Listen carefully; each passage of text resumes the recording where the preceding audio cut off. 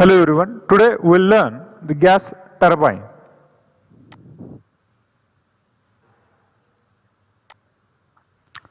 The basic operation of gas turbine is a Brayton cycle with air as working fluid. In gas turbine, the atmospheric air flows through a compressor that brings it to higher pressure. Now here you will see the atmospheric pressure air, that is fresh air, is taken inside by a compressor and it is compressed here.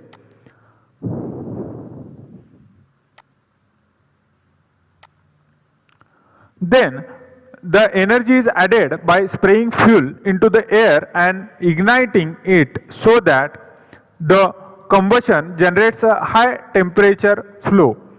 Here you will see the air at higher pressure is sent towards this combustion chamber. In that combustion chamber, the fuel is added and ignited. म्हणजे या combustion chamber मध्ये तुमचे air आणि fuel mixture आहे ते ignite केले जाते. Ignite केल्यानंतर त्यामधून तयार होणारे जे एक्झॉस्ट गॅसेस आहेत ते त्यांचे टेम्परेचर हे हाय असतं आणि प्रेशर सुद्धा हायर असतं. Then that high pressure and temperature mixture is sent towards this turbine.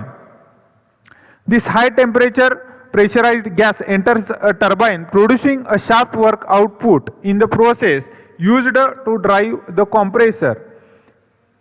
Now here you will see the compressor and turbine both are on the single shaft. Hence this when high pressure air goes in the turbine, then it rotates and generates a mechanical work. And with this mechanical work, the compressor also runs and the remaining work is given to the output. That means the unused energy comes out in exhaust gases that can be purposed for the external work, such as directly producing thrust in a turbojet engine or rotating a second independent turbine or known as a power turbine that can be connected to a fan, propeller or electric generator. Now here you can see the first work of the turbine that he has to complete is to run the compressor.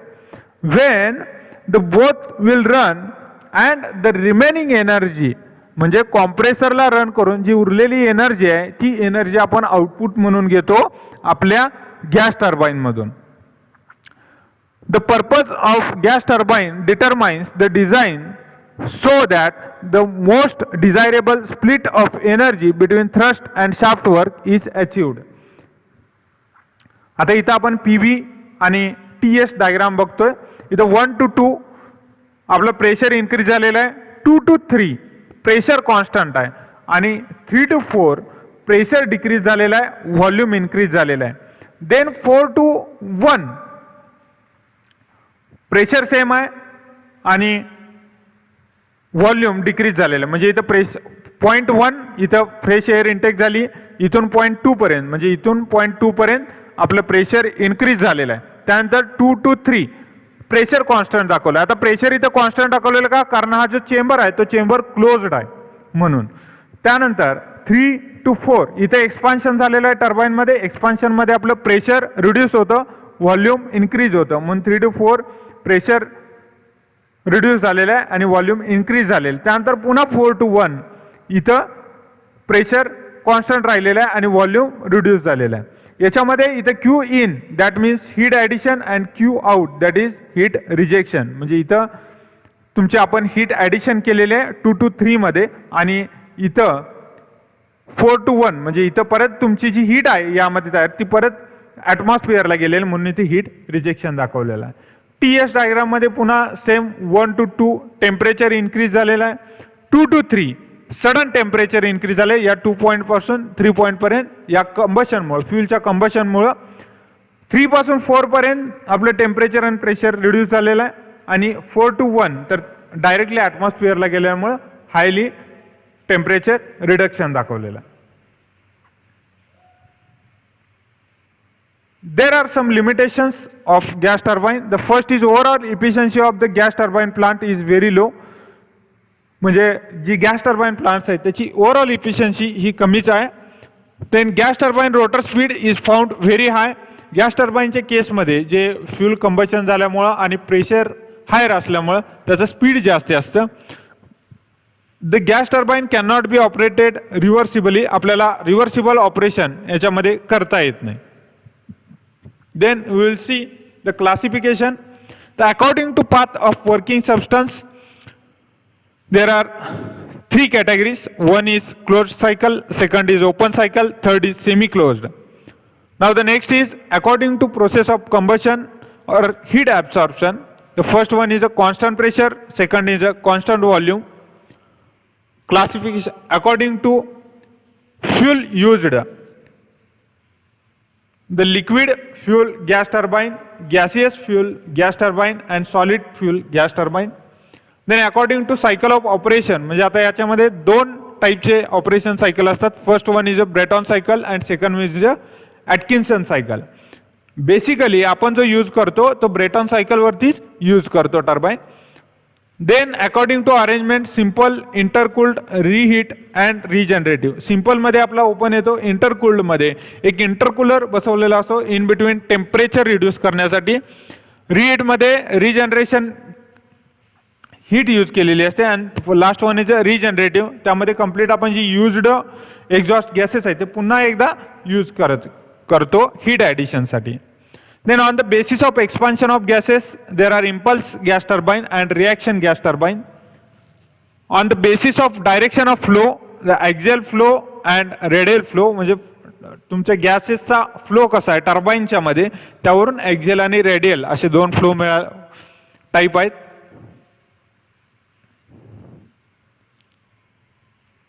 Then according to application, first is a stationary, second electric power generation, then refining of crude oil and then nuclear power plant. म्हणजे जे stationery gas turbines आहेत ते आपण use करतो electric power generation मध्ये, crude ऑइलच्या refining मध्ये, म्हणजे जी patrolling आपली पेट्रोल, डिझेल, केरोसिन हे जे मॅन्युफॅक्चरिंग होतं किंवा त्याचं सेपरेशन होतं ते क्रूड ऑइल पासून होतं, त्या केसमध्ये आपल्याला तिथं यूज करावा लागतो रिफायनिंग मध्ये. And the third one and most important is a nuclear power plant, ज्याला आपण अणुविद्युत केंद्र असं म्हणतो. तर त्यामध्ये ह्या टाईपचे गॅस टर्बाईन यूज केलेले असतात. The second application category is moving vehicle. In that first one is a turbojet engine, second propulsion of ship and third is aviation. Turbojet engine ज्याला आपण जे एरोप्लेन्स असतात त्याच्यामध्ये टर्बोजेट ही स्पेशल कॅटेगरी येते.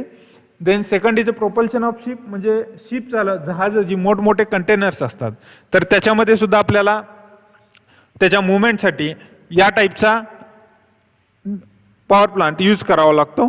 And third one is aviation. Applications of gas turbine, electric power generation, second is a turbojet and turbopropeller, turboprop म्हणजे turbo propeller engines.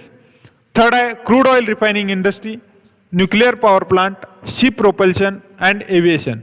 याच्यामध्ये the mostly used जर ॲप्लिकेशन आपण बघितलं तर ते एव्हिएशन आणि शिप प्रोपल्शन आणि न्यूक्लिअर पॉवर प्लांट या 3 इंडस्ट्रीजमध्ये मेजरली यूज केले जातं.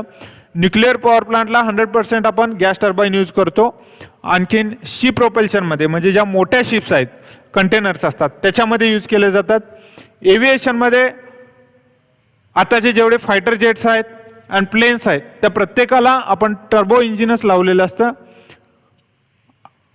त्यानंतर क्रूड ऑइल रिफायनिंग इंडस्ट्री, याच्यामध्ये मेजरली हेवी वर्क असल्यामुळे आणि कंटिन्युअस वर्क असल्यामुळं आपण यूज करतो. आता याच्यामध्ये फर्स्ट टाईप आहे ते ओपन सायकल गॅस टर्बाईन. आता ओपन सायकल गॅस टर्बाईन मध्ये काय केलेलं असतं, why it is called as open cycle, because the air is sucked from atmosphere and again the exhaust gases are released to the atmosphere.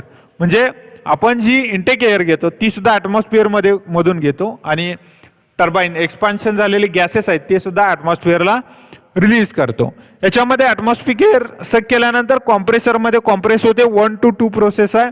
त्याच्यानंतर high pressure high temperature compressed air इथून delivery होते, ते combustion चेंबरमध्ये जातं. Combustion चेंबरमध्ये आपण fuel supply करतो. त्या fuel supply केल्यानंतर ते इग्नाईट केलेलं असतं इथं आणि इग्नाईट केल्यानंतर पुन्हा हाय प्रेशर हॉट गॅसेस जे आहेत ते टर्बाईनमध्ये एंट्री करतात आणि टर्बाईनमधून पुन्हा एक्झॉस्ट टू द ॲटमॉस्फिअर केले जातं. इथं जी आपण मोटर बघतो ही मोटर असते ही स्टार्टिंगसाठी असते. ही मोटर एकदा फक्त आपली जी कंप्लीट सिस्टीम आहे ती सिस्टीम स्टार्ट करण्यासाठी यूज केलेली जाते, नंतर ती डिसएंगेज करून ऑफ केली जाते. त्यानंतर इथं टर्बाईनचा जो आउटपुट शाफ्ट आहे त्या आउटपुट शाफ्टला एक कपलिंग दिलेला आहे आणि ज्याला पुढं जनरेटर जोडलेला आहे, त्यामधून आपण इलेक्ट्रिसिटी जनरेट करून घेतो. इथं open cycle turbine gases are expanded in gas turbine which corrodes the turbine blades. तर हेच एक डिसएडव्हान्टेज आहे की जी गॅसेस आहेत ते एक्सपांड गॅस टर्बाईनमध्येच केल्यामुळे गॅस टर्बाईनचे जे ब्लेड्स आहेत ते थोडे करोड होतात. अँड ही जी डिफिकल्टी आहे ती आपण क्लोज सायकल गॅस टर्बाईनमध्ये ओव्हरकम केलेली आहे.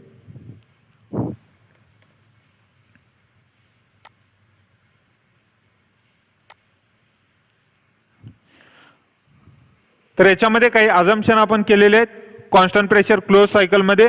फर्स्ट आहे ते compression and expansion both are isotropic आहेत.